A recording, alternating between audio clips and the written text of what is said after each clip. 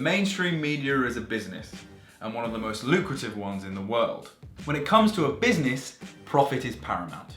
So it comes as no surprise that a vast majority of all UK mainstream media is owned by just a handful of people, with the likes of Rupert Murdoch, the owner of The Sun, The Times, Sky, and Lord Rothermere, the owner of the Daily Mail and the Metro, accounting for over half of all UK newspaper circulation. Sky also control the editorial services of a vast amount of mainstream radio through the hilariously ironically named Independent Radio News, controlling the likes of LBC, Capital, Heart and many more. But the BBC control a lot of radio as well, I hear you cry. The BBC is good and righteous and a pillar of journalistic integrity. Oh, you poor innocent child. Due to the threat of cuts to funding or even their own licence, the BBC is left with no option but to sit deeply in the pocket of the Tory government. But we'll come back to media and politics later.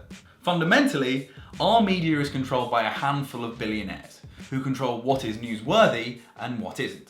Which begs the question, if so much is controlled by so few, does this really give us fair representation? These media barons control their media outlets through multinational corporations. So let's take Lord Rothermere as an example. Rothermere's paper, the Daily Mail, often reports on the exaggeration of climate change and how it's all just a bunch of fictitious hoo-ha. However, the Daily Mail and General Trust, the company that owns the Daily Mail, also has a lot of interest in many energy companies, or companies that would be harmed by legislation that was brought in to combat climate change. This is a classic example of the link that our media has to big business. Media barons use their power to control the news in order to peddle a narrative that is financially beneficial to them, even if it's a harm to, I don't know, the fucking planet. But what happens when there are other media platforms which are detrimental to their financial interest? Just buy them out.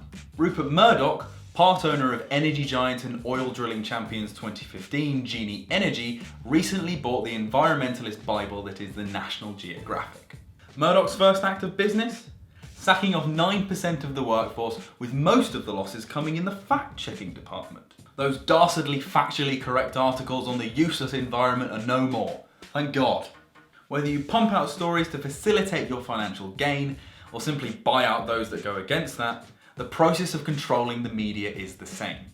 In the run-up to the 2015 general election, The Sun, The Times, The Telegraph, The Daily Mail, The Evening Standard, The Financial Times, The Metro, basically all mainstream publications bar the Mirror backed the Tories. The same Tories who ran out a corporation tax slashing, deregulating and turning a blind eye to tax evasion manifesto. Of course, this is music to the ears of the media barons. Corporation tax being cut and a half-assed attempt at tackling tax evasion is fantastic for them. For instance, Rothermere, the owner of the Daily Mail, is reported to base his corporations in tax havens like Bermuda and Jersey, saving him an absolute fortune on the tax he owes. The mainstream media, or more importantly the people who own the mainstream media, have gained from a Conservative government.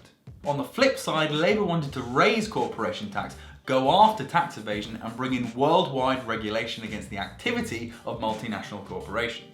And you thought the brutal media assault against Ed Miliband and now Jeremy Corbyn is entirely ideological. The entwined relationship of the media and politics doesn't end there. Take The Sun, for example. Flick through most copies of Britain's best-selling newspaper, and you're likely to find such tasteful headlines as "Blitz 'em to hell," stating that British military intervention in Syria is the only way to end the migrant crisis. However, what The Sun fails to mention is Rupert Murdoch's energy giant Genie Energy, remember them, has been granted access by Israel to explore for oil on the Golan Heights, Israeli-occupied Syrian land. Israel has occupied the land since the 1967 war, a move which the UN has repeatedly called for Israeli withdrawal. Many reports suggest that a full-blown Syrian war would allow Israel to cement their hold over the territory, allowing Genie Energy to dig for oil like it's nobody's business. Therefore, allegedly, Rupert Murdoch could personally gain financially from a full-blown Syrian war. Can a media organisation which has financial links to a disputed territory really be trusted to report unbiasedly on it? But if all of this is true, how the hell do they get away with it? It's fairly simple. Diversion. Check any front page or headline of one of the big tabloids, and you're likely to see of the horrors of immigration or benefit fraud. According to these papers, it's these things that pose the biggest threats to our democracy. Benefit fraud costs us 1.1 billion a year. That's huge, right? And whilst we're at it, welfare costs us 56 billion a year. Cut the scroungers, what a waste of money. Well, not when you factor in that in 2014 the UK missed out on 119.4 billion in unpaid tax, which works out at roughly double what we pay on welfare, which apparently has to be cut. But you know, they're just facts. The mainstream media doesn't report the news. It's just a context removal machine which focuses the spotlight entirely on the most vulnerable. Everyone pays attention to Bilal or Yaqub so that everybody stays in the dark on tax evasion, war profiteering, corporate greed, or a general loss of democracy.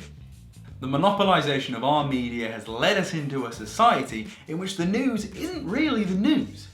Most of the time, it's just a series of highly publicised corporate adverts, often done at the expense of the most vulnerable in our society. The growth of the internet has led to the growth of alternative media, which is independent, not run by corporate interest, and the definition of freedom of speech. With the Home Secretary Theresa May bringing in her Snoopers Charter, which takes away all our online freedoms by watching everything we do, you have to ask yourself why. Is it really because of terrorism? Is it really because these alternative medias aren't lining the pockets of corporate interest? Or is it because the best way to cover up corruption is to monitor those who wish to expose you? These kind of policies seem to be working wonders for our new best mates, the Chinese and the Saudis. As Malcolm X said, the media is the most powerful entity on earth. They have the power to make the innocent guilty and to make the guilty innocent. And that's power, because they control the minds of the masses. We need to embrace alternative media, because if we keep allowing mainstream media to masquerade as the news, they will forever dictate the narrative.